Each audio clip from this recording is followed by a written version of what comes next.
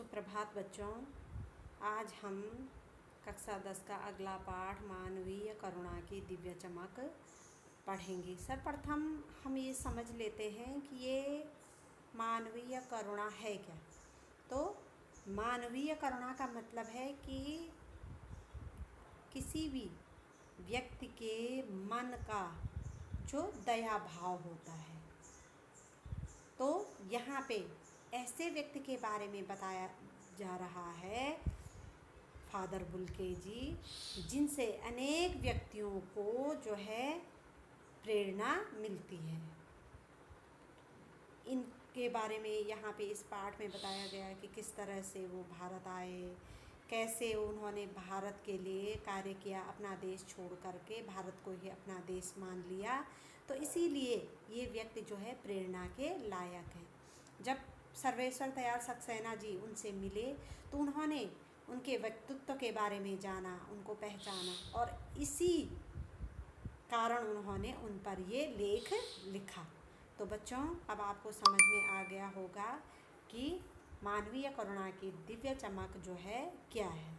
तो चलिए सर्वप्रथम हम जो है लेखक के विषय में जान लेते हैं कि लेखक कौन थे जिन्होंने इस पाठ को लिखा है। बच्चों, सर्वेश्वर दयाल सक्सेना जी का जन्म 1927 में जिला बस्ती उत्तर प्रदेश में हुआ था। उनकी जो उच्च शिक्षा थी वो इलाहाबाद विश्वविद्यालय से हुई और वे अध्यापक, आकाशवाणी में सहायक प्रोड्यूसर, दिनमान में उप संपादक और पराग पत्रिका के संपादक रहे और सन 1983 में उनका निधन हो गया। ये जो थे बहुमुखी प्रतिभा के साहित्यकार थे। वे कवि, कहानीकार, उपन्यासकार, निबंधकार और नाटककार थे। बच्चों, आपने सर्वेश्वर दयाल सक्सेना की कविता जो है मेघ आए 9th में भी पढ़ी थी, तो इससे आपको पता चल गया होगा कि वो कितने अच्छे कवि। और जब आप इस पाठ को पढ़ेंगे तो यहाँ पे आपको ये भी पता चल जाएगा कि वो कितने अच्छे लेखक थे। उन्होंने अनेक कहानियाँ लिखी, उपन्यास लिखे, कविताएं लिखी, निबंध लिखे और वे बहुत अच्छे नाटककार भी थे।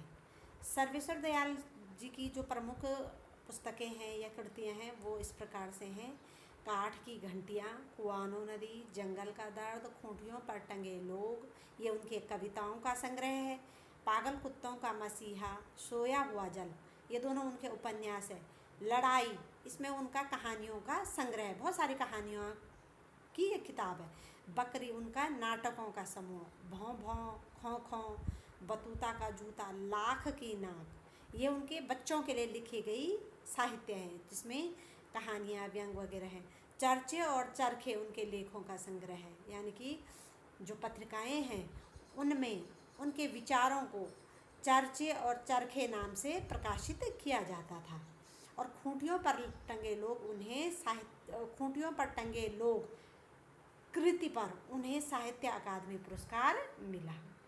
बच्चों, सर्वेश्वर दयाल जी की पहचान मध्य वर्गीय आकांक्षाओं के लेखक के रूप में की जाती है, यानी कि मिडिल क्लास जो लोग हैं वो उनकी हरेक इच्छाओं को जो है अपने साहित्य के माध्यम से समाज के सामने रखते हैं और मध्य वर्गीय जीवन की महत्वाकांक्षाओं, सपनों, संघर्ष, शोषण, हताशा और कुंठा का चित्रण उनके साहित्य में मिलता है। सर्वेश्वर जी स्तंभकार थे। स्तंभकार समझते हैं?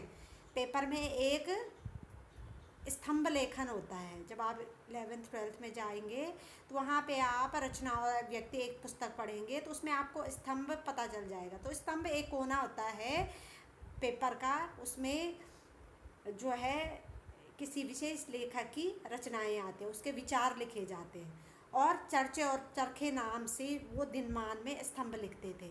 उनमें बेबाक सच कहने का साहस दिखता है। उनकी अभिव्यक्ति में सहजता और स्वाभाविकता है। अब बच्चों, जो यहाँ पे ये उन्होंने फादर बुल्के पे संस्मरण लिखा है। संस्मरण समझते हैं? किसी व्यक्ति को जब हम जानते हैं, पहचानते हैं तो उसकी यादों के सहारे जो हम कहानी लिखते हैं या जो लेख लिखते हैं वही संस्मरण है। स्मृतियों की विश्वसनीयता उसे महत्वपूर्ण बनाती है। फादर कामिल बुल्के पर लिखा सर्वेश्वर का यह संस्मरण इस कसौटी पर खरा उतरता है। अपने को भारतीय कहने वाले फादर बुल्के जन्म से तो कहाँ, यूरोप, जो बेल्जियम शहर के रेम्स चैपल शहर में, जो गिरजों, पादरियों, धर्मगुरुओं और संतों की भूमि कही जाती है, परंतु उन्होंने अपनी कर्म भूमि किसे बनाया, भारत को।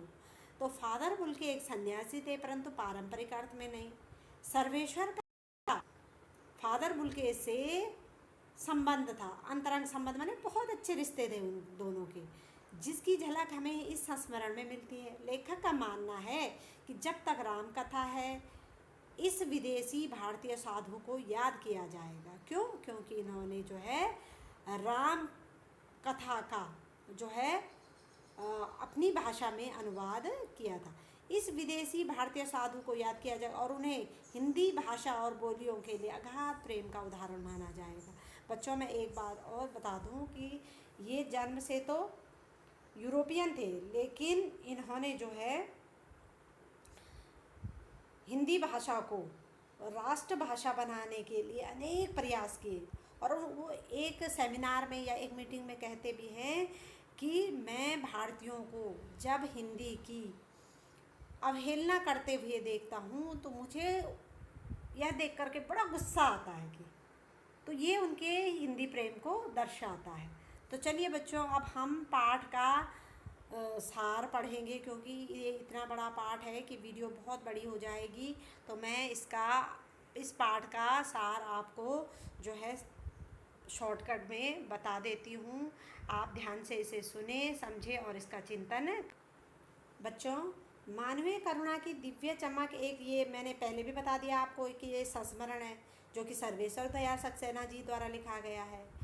वे अपने को भारतीय कहने वाले फादर बुल्के जन्मे तो बेल्जियम के रेम्स चैपल शहर में थे, जो गिरजों, पादरियों, धर्मगुरुओं की भूमि कही जाती, परंतु उन्होंने अपनी कर्मभूमि भारत को बनाया। फादर बुल्के एक सन्यासी थे, परंतु पारंपरिक अर्थ में नहीं। सर्वेश्वर का फादर बुल्के के साथ जो है जो अंतरंग संबंध था, वो इस संस्मरण में हमें देखने को मिलता है। अब पाठ के शुरू में लेखक को ईश्वर से शिकायत है कि फादर की रगों में दूसरों के लिए मिठास भरे अमृत थे, यानी कि वो सबके साथ प्यार से बोलते थे। तो वह क्यों जहरवाद से मरे? जहरवाद माने कैंसर। तो कैंसर से क्यों मरे? वे प्राणी को गले लगाते थे। वे इलाहाबाद लेखक से मिलने हमेशा आते थे, यानी कि जब भी वो इलाहाबाद आते थे तो सक्सेना जी से मिलने ज़रूर आते थे।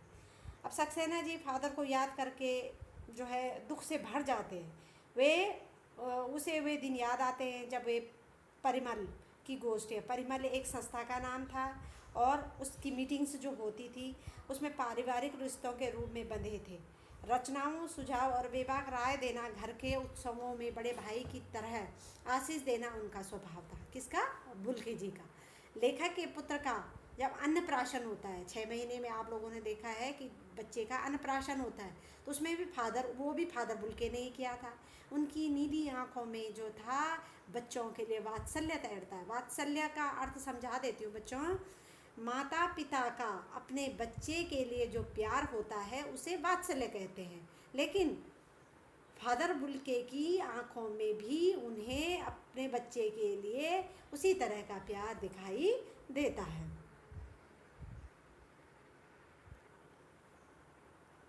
अब वो फादर के बारे में बताते हैं कि फादर जब बेल्जियम में इंजीनियरिंग के अंतिम वर्ष में थे तभी उनके मन में सन्यासी बनने की इच्छा जाग उठी, जबकि उस समय उनके घर में 2 भाई, 1 बहन और उनके माता पिता भी थे। अब भारत को भाई फादर को उनकी याद बहुत आती थी। भारत आने के बाद अपनी जन्मभूमि रेम्स चैपल भी गए थे वे कई बार। भारत उन्होंने जीसेट संघ में 2 साल धर्माचार की पढ़ाई की, फिर कोलकाता से बीए किया और इलाहाबाद से एमए। प्रयाग विश्वविद्यालय के हिंदी विभाग में उत्पत्ति और विकास पर शोध प्रबंध का कार्य भी उन्होंने पूरा किया। फिर अंग्रेजी हिंदी कोश तैयार किया, यानी कि अंग्रेजी हिंदी कोश माने जैसे डिक्शनरी होती है तो उसी तरह तैयार किया, और बाइबल का उन्होंने अनुवाद भी किया। 47 साल भारत में रहने के बाद उनकी मृत्यु हुई। अब फादर ने हमेशा की विकास और उन्नति के कार्य किए।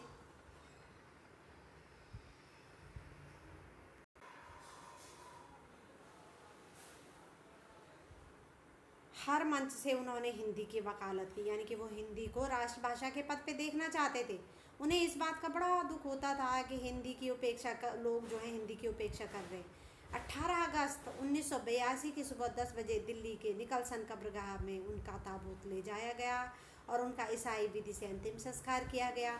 वहाँ पर अनेक लेखक जैसे जैनेंद्र कुमार, विजेंद्र स्नातक, अजीत कुमार, डॉक्टर निर्मला जैन और मसीही समुदाय के सैकड़ों लोग वहाँ पे थे। फादर पास्कन ने कहा कि फादर बुल के धरती में, इस धरती से ऐसे रत्न और पैदा हों। सभी लोग उनकी मृत्यु पर जो है शोक व्यक्त कर रहे थे। लेखक ने फादर को मानवीय करुणा की दिव्य चमक कहा और इस पवित्र ज्योति की इन्हें पवित्र ज्योति की तरह हमेशा याद करने के लिए कहा गया। तो बच्चों, मैंने इसको जो है मोटे मोटे रूप में इसको जो इसका सारांश था वो आपको बता दिया। तो आपको जो है पाठ पढ़ करके इसके बारे में पूरा पता चल जाएगा कि वो कौन थे, कैसे थे, उनका जब इंटरव्यू लिया गया तो वो किस तरह की बातें करते हैं। तो मैंने शॉर्टकट में आप लोगों को बताया है।